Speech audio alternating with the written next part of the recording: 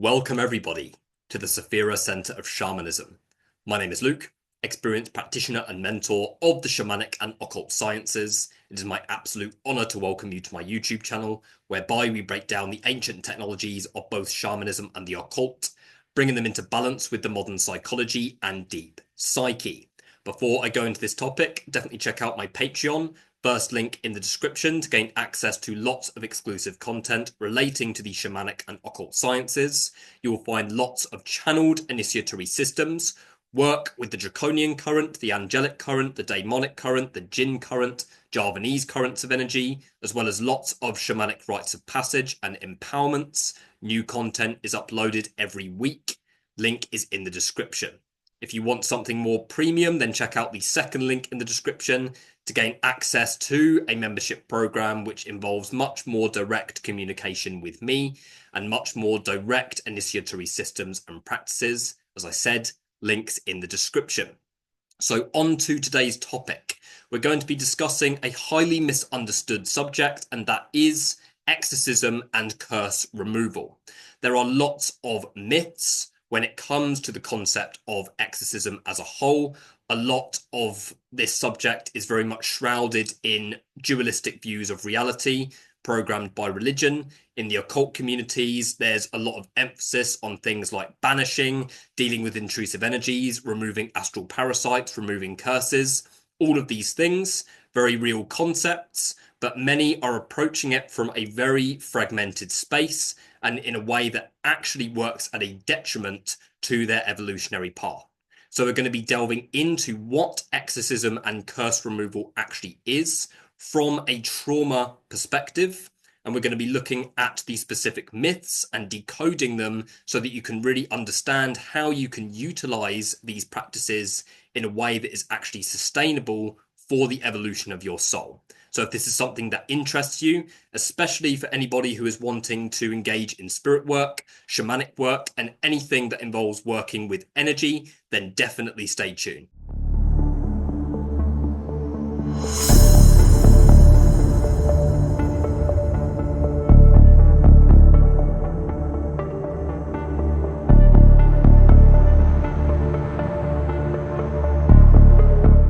When we talk about exorcism, we are referring specifically to a process whereby an energy, presence, or spirit is expelled from a given environment. This environment could be anything from a place to a person. It really depends as to what we are really referring to. Exorcism is needing to be performed when somebody has come into contact with a particular presence that is stopping them from attaining what it is that they are wanting to attain, or from walking the path that they are wanting to. However, this is something which is controversial in itself and is extremely misunderstood because of the illusion of separation that many people are operating from.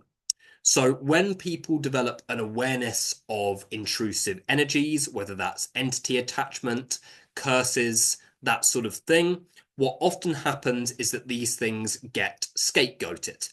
Okay, so as soon as somebody becomes aware of the spirit world and that spirits actually exist and that energy is a real thing and that psychic attack is a real thing and entity attachment is a real thing, the ego jumps on that, okay, and it uses that as a reason not to look at itself. The ego is not a bad thing, but it's there to separate you from things that are painful in order to keep you safe. And what often happens is that many people who say that they are experiencing lots of, say, spirit attachments, curses, psychic attacks, that sort of thing, are very much operating from a severely traumatized space. So then many people end up approaching healers, shamans, or whatever that may be, to perform an exorcism or perform an extraction, depending on what way you want to view it, to get rid of the energy. But in my experience, it never deals with the problem.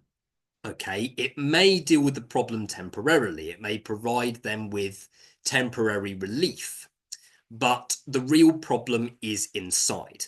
Okay, our energy field is the electromagnetic field that emanates from our nervous system. Within our nervous system are many, many, many, too many to count, crystallized emotions and wounds that are essentially frozen. Okay, like pieces of the inner child that are frozen in the trauma that has been experienced.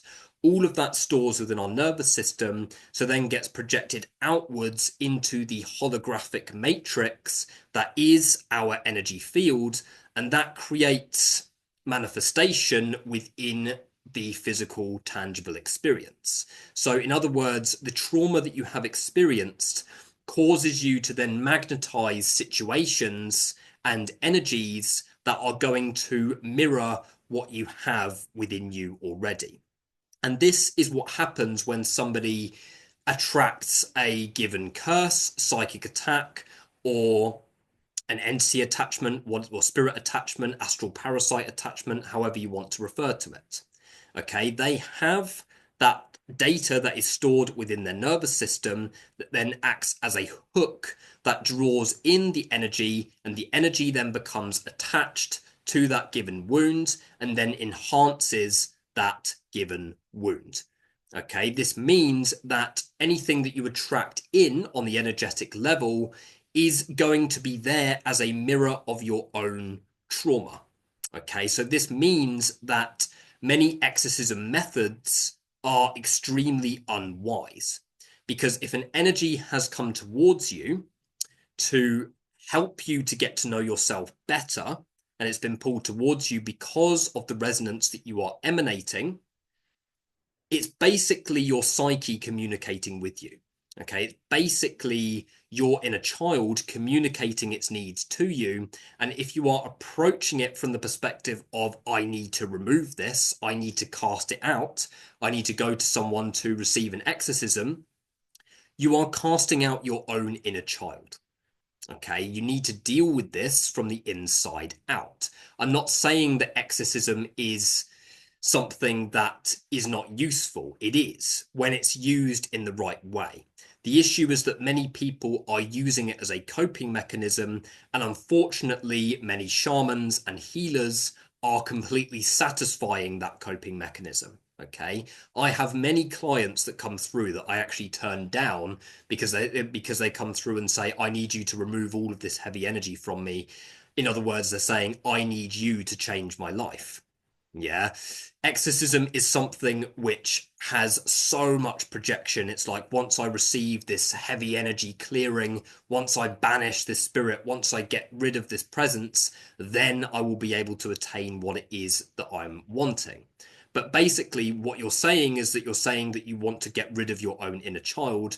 And I, for myself, who wants my clients and students to be in their power, I'm not going to facilitate that rubbish, realistically speaking. Yeah, you want to work with me, you're working with me to basically step into your power. You're working with me to actually take responsibility for yourself, for your trauma, take responsibility, feel your emotions. That's what I'm here to facilitate, ultimately.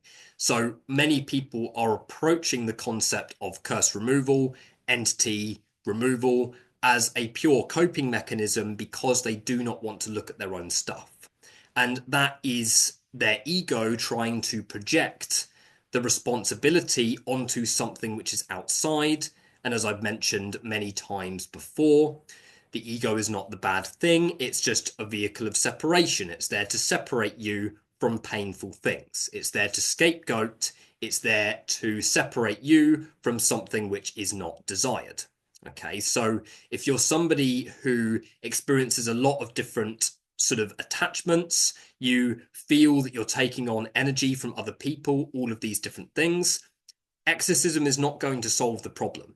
Okay, trauma work is going to solve the problem. Shallow integration is going to solve the problem.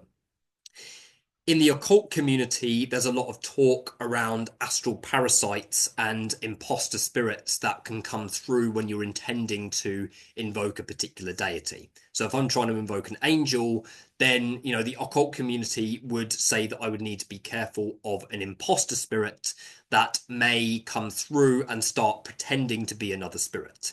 Is that possible? Absolutely.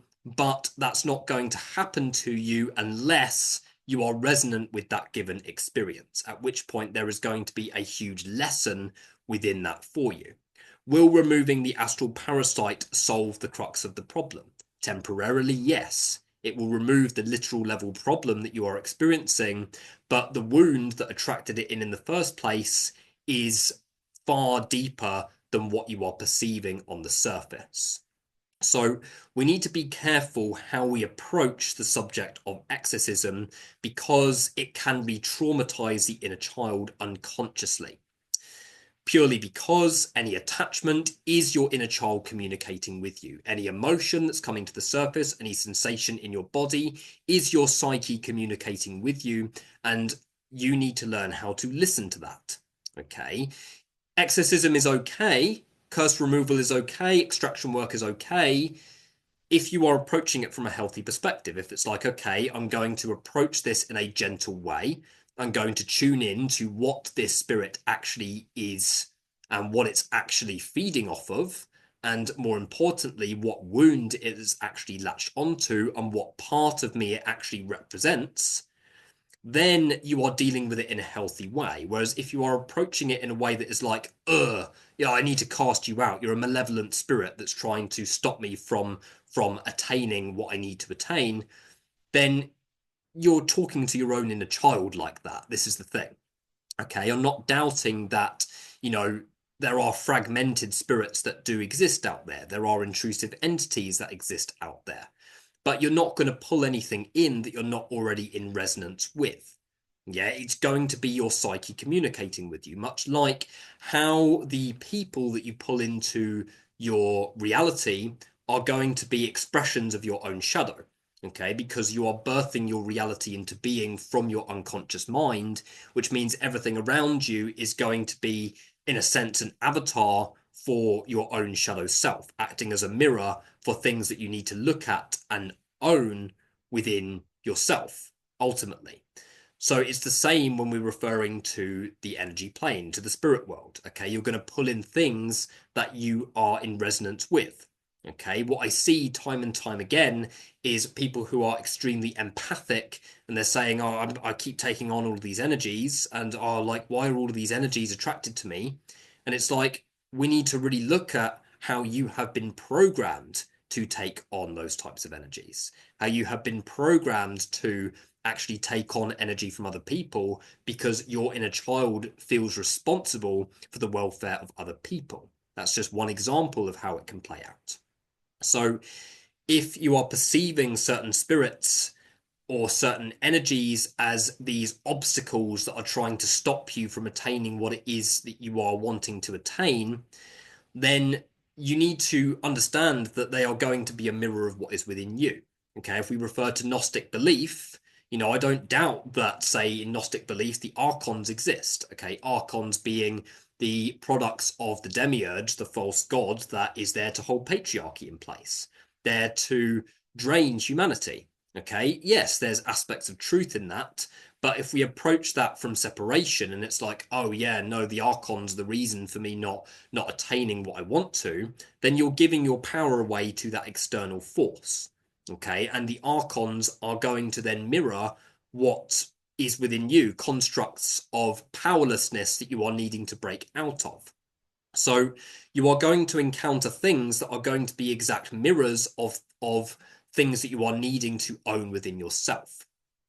When it comes to different exorcism methods, most of them are extremely barbaric. Okay, most of them deal with these energies in a way that is extremely unhelpful.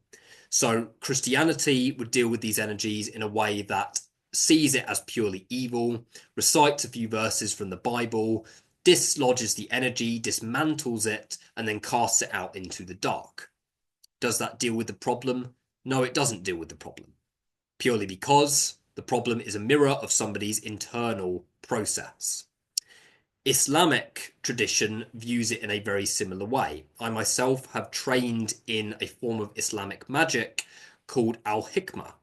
And Al-Hikmah has a very powerful exorcism method, or various powerful exorcism methods, one of which I still use, but in a way that is more gentle, in a way that is connected to helping somebody actually tap into the trauma that's underneath.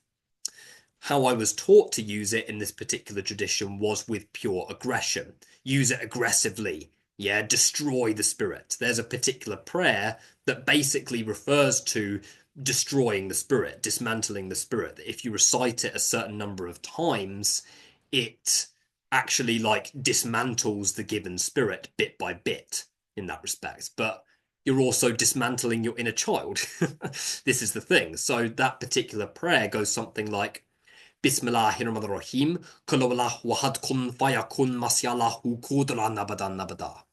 If you tune into the energy of that, it's like you can feel the aggression that is behind it in that respect. So a lot of religious traditions view these energies in a way that are purely evil. Okay, Islam would view it in a way that it's like it's a malevolent jinn that needs to be cast out, needs to be removed from the system that's trying to stop you from attaining what it is that you're wanting to attain. So religion very much approaches it from that extremely barbaric perspective. The occult community is very much focused on the concept of banishing. They use their own exorcism methods as well, some of which are channeled from the practitioners specifically. Some are connected to particular traditions. It really depends. But how a lot of occult practices work is that it's bringing the spirit into the space, particularly with the darker aspects of the occult. Some of them are really focused towards bringing the spirits into the space, and then when you're done with the spirit, banishing the spirit. And it's like it's contradictory. You're bringing this powerful archetype into the space or into your body, and then it's like, oh, I've got what I need to get from you now. Okay, now you can go away. Banish you. Yeah, it's like you're banishing an aspect of your own shadow. It's completely contradictory when we look at it in that way. The shamanic traditions can view it in that same way. Often they do approach it from the perspective of destroying the given spirit. I've even heard of some shamans actually eating the entity itself, and there's questions around the morality that is behind that as well. It depends. I feel that if you develop your energy body in a certain way, then you can train your system to actually consume certain excess energies and actually have them as part of your energy body, and at which point technically you're serving that present as well by integrating that aspect of you.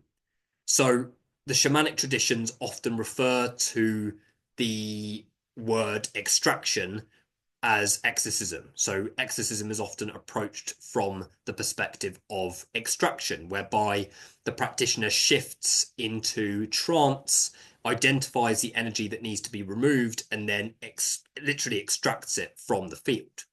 There are methods that actually involve sucking the energy out as well. Okay, there are methods that actually involve sucking the entity up into a crystal. Do not attempt that unless you have been trained to do it. There are methods in the Amazon rainforest which I've seen whereby the maestros and maestras use a particular plant called camelonga. Camelonga is then mixed with water, blended up, and then the shaman actually drinks the camelonga, keeps it in the mouth, and then slurps the energy up. It's like up into this camelonga and then spits the camelonga out. Yeah, so again, very, very powerful, and it has its place. But if it's being approached from a very unconscious perspective on separation, that this is something that needs to be removed, then, you know, what's likely going to happen is that a reoccurrence of that particular attachment is going to happen again. Yeah, it's like an example of, say, somebody who's continuously attracting the same type of partner. Yeah, you can scapegoat the partner. Yeah, you can get rid of the partner on the physical level, easy. But then what's to stop another resonant partner coming back in a different physical form? Because the imprint is still the same, the wound has not been dealt with, that aspect of the self has not been integrated, so then it continuously pulls in the same types of re-traumatizing dynamics.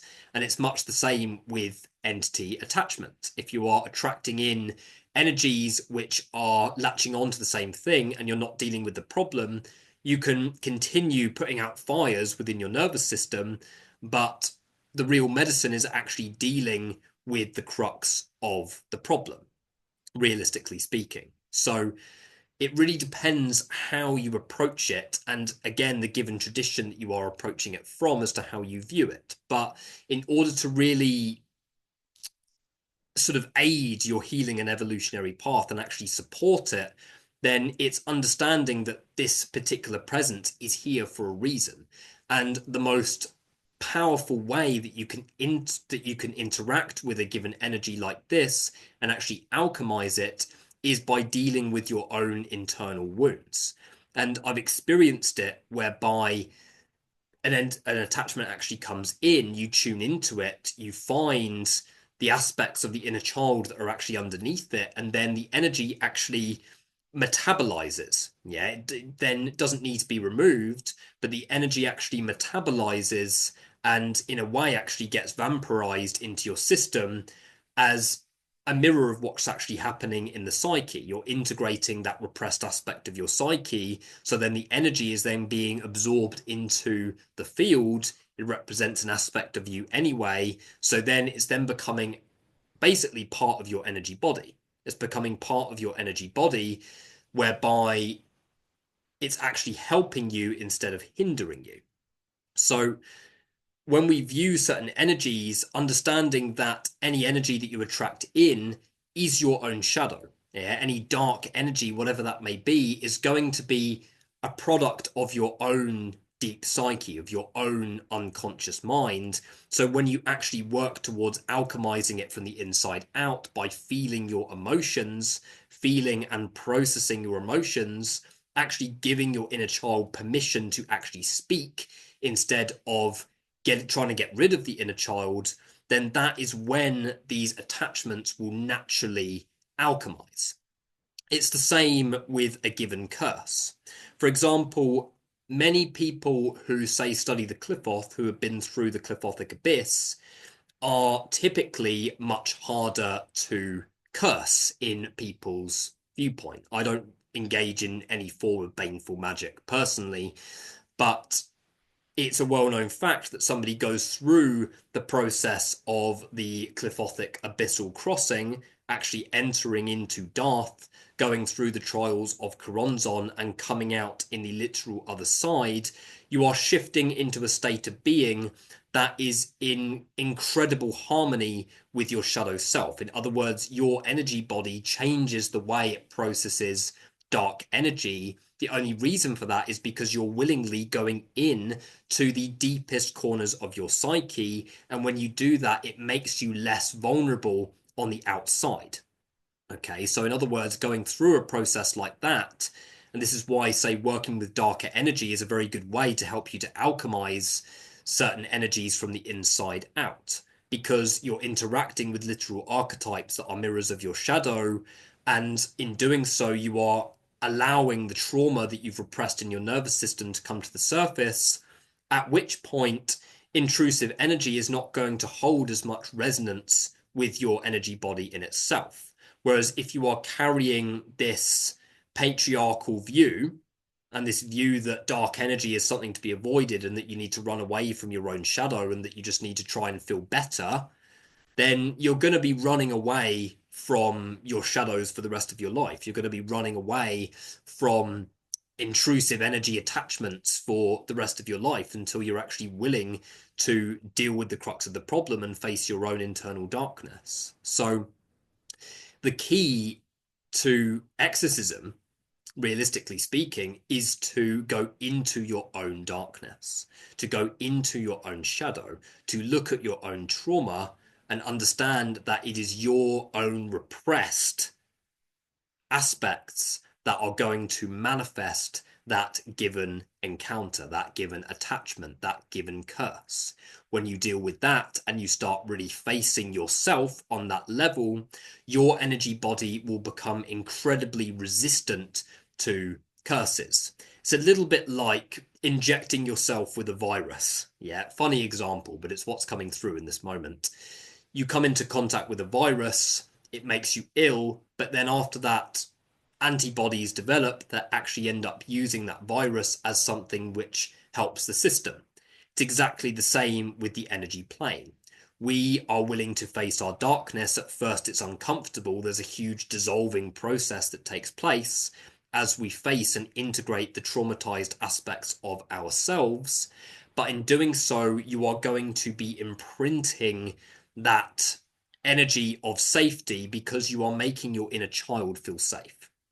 Okay, so many people who do experience a lot of these intrusive energy attachments or problems with psychic attacks or problems with curses and all of these different types of things, it's all a mirror of their own unintegrated inner child, their own aspects that do not feel safe in the world.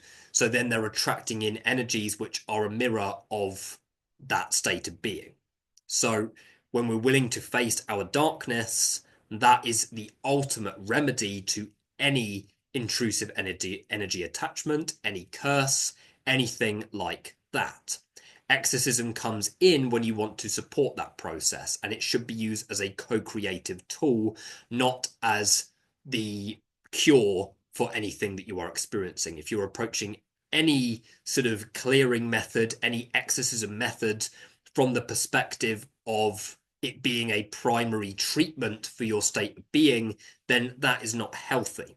Okay, if you're approaching it as a co-creative tool, as something to support your process, as to like, I'm tuning into this emotion, and then as this emotion is coming through, then I can start to execute some of these methods in a gentle way that is supportive of this spirit and supportive of the aspect of the inner child that it represents. Then you are using it in a way that is actually co-creative and not re-traumatizing. If you continue to approach exorcism in a way that is giving your power away, where it's like, I've got all of these attachments, I need to remove all of these things from myself, then realistically speaking, you're going to experience more severe things manifesting in your day-to-day life because you are avoiding chaos. And when you avoid chaos, more chaos is going to manifest around you in a way that is less controllable and potentially re-traumatizing. So the easy solution is to face your own inner darkness. Okay, I say easy, it's not always an easy process, but when it comes to actually being honest with yourself, it makes the processing of intrusive energies far more smooth, and they become something that you don't have to avoid anymore. Okay, you then don't have to avoid, these things outside of you that have apparently got it in for you and want to stop you from being in your own power. Instead of operating from that state of being, you're then integrating your inner child, and then these things have no reason to attach to you. So shadow work is always the key.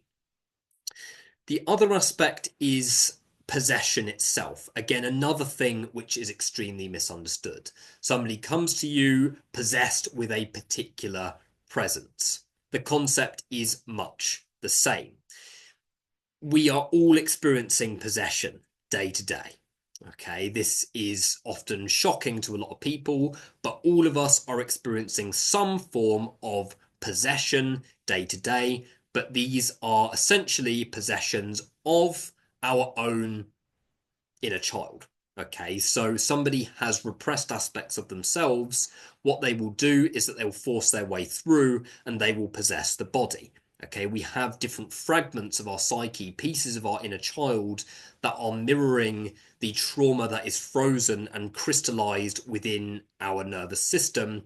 And when these aspects of ourselves are repressed, they're going to force their way through, and they're going to come through in potentially erratic behaviors that may be too difficult to control.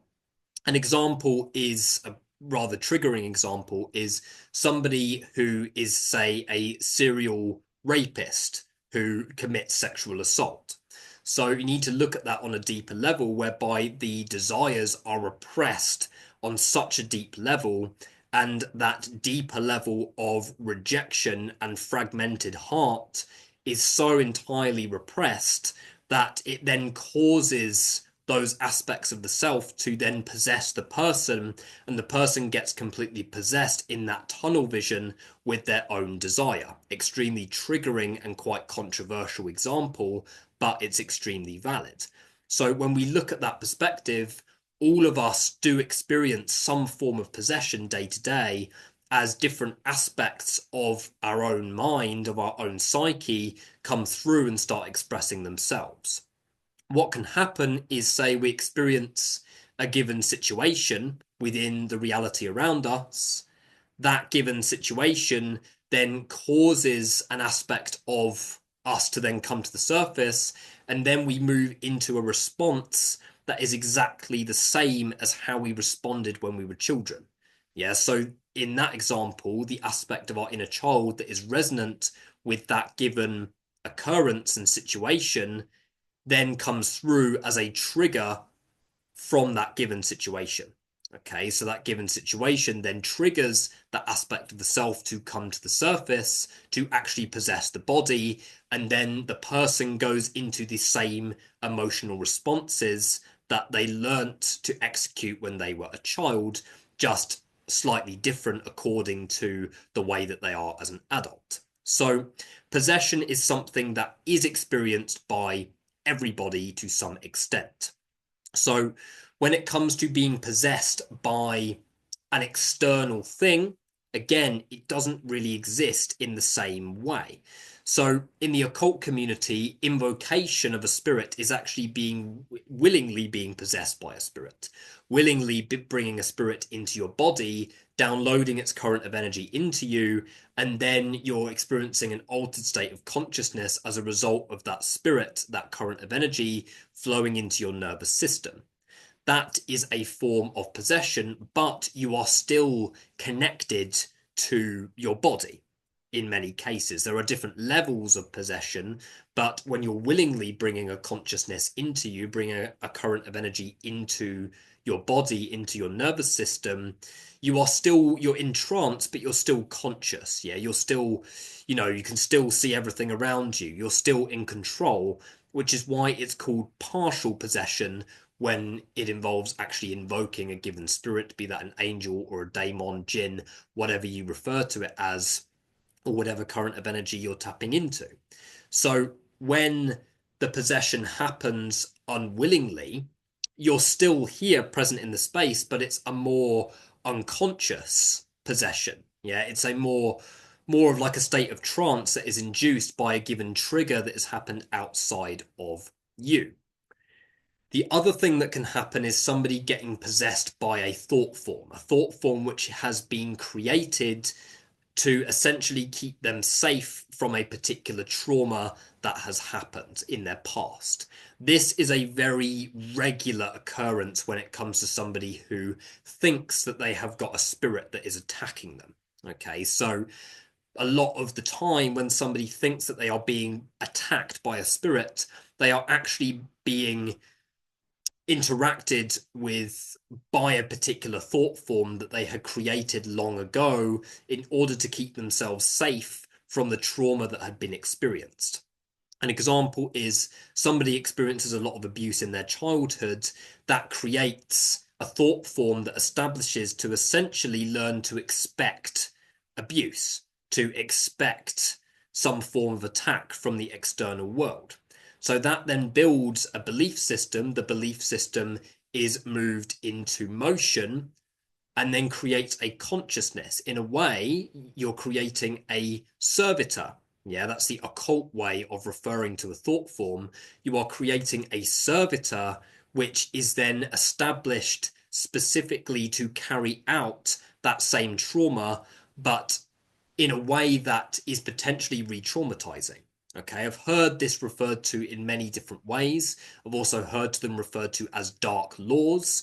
Dark laws essentially being law-binding contracts internally that are established specifically to keep yourself safe from the chaos, to create order from chaos as a child, but then end up playing out in destructive ways as an adult. We all have some form of thought form that is operating within us that has been established from trauma. ultimately. So when it comes to approaching these thought forms from a self-development perspective, we need to delve in to the aspects of the self that are underneath the thought form, the aspects of the self that are actually playing out underneath. Because in my experience, no form of exorcism will remove a thought form, because the thought form has been created specifically to keep one safe from trauma. So what I've seen with many people who claim to be being attacked by spirits or attacked by entities is that the majority of times this is a thought form. And if we go into the trauma that has been experienced, the trauma that they've experienced is resonant deeply with what this particular thought form is manifesting. And at times, this can create the sensation of being attacked by something external, ultimately. And that in itself can also be seen as a state of psychosis as well, because psychosis occurs when the different aspects of ourselves are repressed to the point where they force their way through.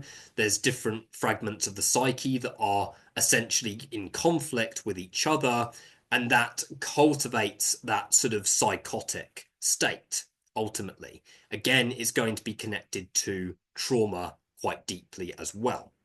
So possession can happen on many different levels, but the possession is never happening with something which is outside of the self.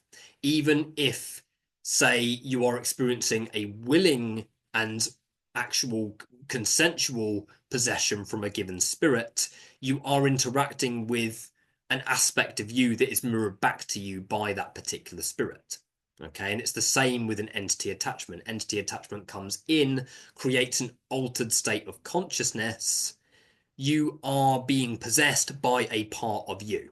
Okay, even though the energy is external, it mirrors something which is within you, ultimately. And the other method is via a thought form. A servitor that is created to keep one safe from the chaos that they have experienced, that then causes the same thing to manifest time and time again. This can be incredibly destructive. Okay, so even the concept of possession is highly misunderstood, and the concept of possession is something that we are all experiencing from time to time, day to day, as different fragments of our psyche are coming through to the surface according to various external triggers. But again, the recipe for success and sustainable work for your soul when it comes to these types of energies is trauma integration. Okay, so exorcism, or in conclusion, exorcism is a very valid method, but you need to approach it with care. You need to approach it consciously and understand that all is within. There is no such thing as bringing in an energy which is entirely outside of you. All spirits are individual. All spirits are individual. All entities have their own individual presence that is outside of you, but as within, as without. So the external is going to be your psyche communicating with you, and the real recipe for success is to listen to what your psyche is communicating with you, and learn how to alchemize these energies from the inside out by integrating your inner child and giving your inner child the permission to actually communicate with you. Because many people who are experiencing many of these attachments have a completely traumatized inner child that they do not want to come to the surface. So I think that is just about everything that I needed to speak about in today's video. Massive subject. Do get in touch if you have any specific questions on this given subject. Again, my Patreon has many different methods that you can use to tune into these energies in a sustainable and healthy way, as well as my mentoring programs, whereby we will work together one-to-one on really understanding what is behind a particular attachment or wound, so that we can start to forge a different path that is not re-traumatizing. I will leave those links in the description. So thank you guys, If this video was helpful to you, hit like and subscribe, and I will see you in the next video. Thank you.